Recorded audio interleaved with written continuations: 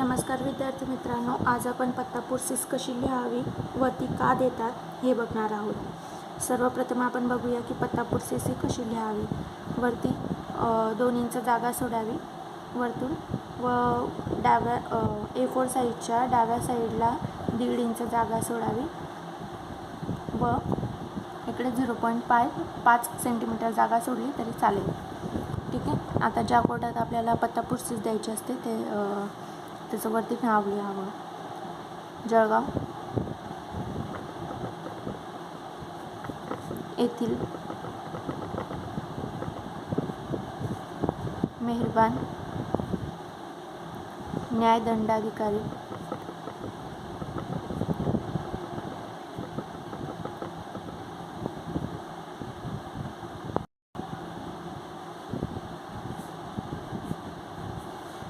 साहेब क स्थर यांचे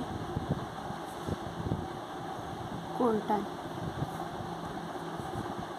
मुकदमा नंबर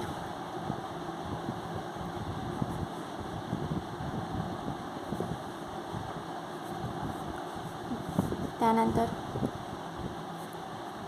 वादी विरुद्ध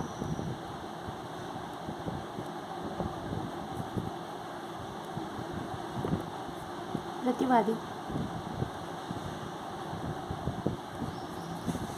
त्यानंतर मोठ्या अक्षरात पत्ता प्रोसेस हे हेडिंग टाकावे।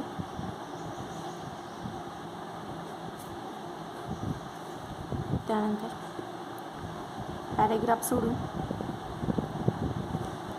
सदर प्रतिवादी मेहरबान कोर्टात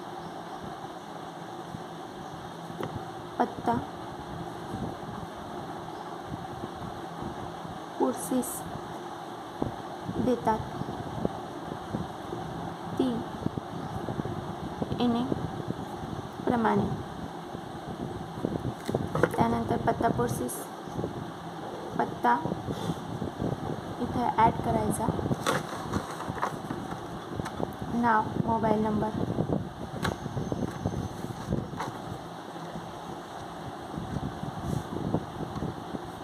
खाली पॅरेग्राफमध्ये सदरूच्याच खाली लिहायचं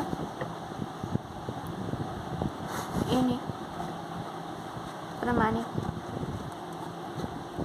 पत्ता प्रोसेस दिली असे। अर्जाच्या डाव्या साईडला स्थळ जळगाव, दिनांक ज्या दिवशी आपण देत आहात त्या दिवसाचे दिनांक, प्रतिवादीतर्फ उजव्या साईडला ॲडव्होकेट,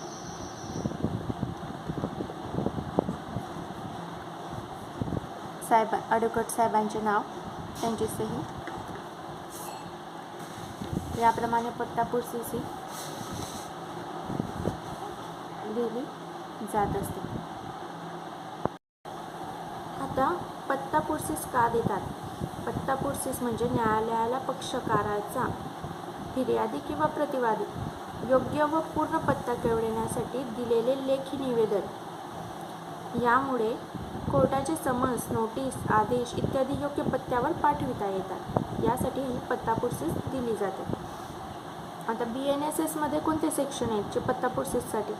आता पत्ता प्रोसेससाठी स्वतंत्र असे विशिष्ट कलम नाही आहे, मात्र समन्स बजावणीसाठी व पत्त्याची नोंद यासंबंधी भारतीय नागरिक सुरक्षा संहिता कलम 64 मध्ये तरतूद आहे। या कलमानुसार न्यायालय किंवा पोलिसांकडे पत्ता, ईमेल, फोन नंबर इत्यादींची नोंद ठेवली जाते, जेणेकरून समन्स व नोटीस योग्यरित्या पाठवता येतील।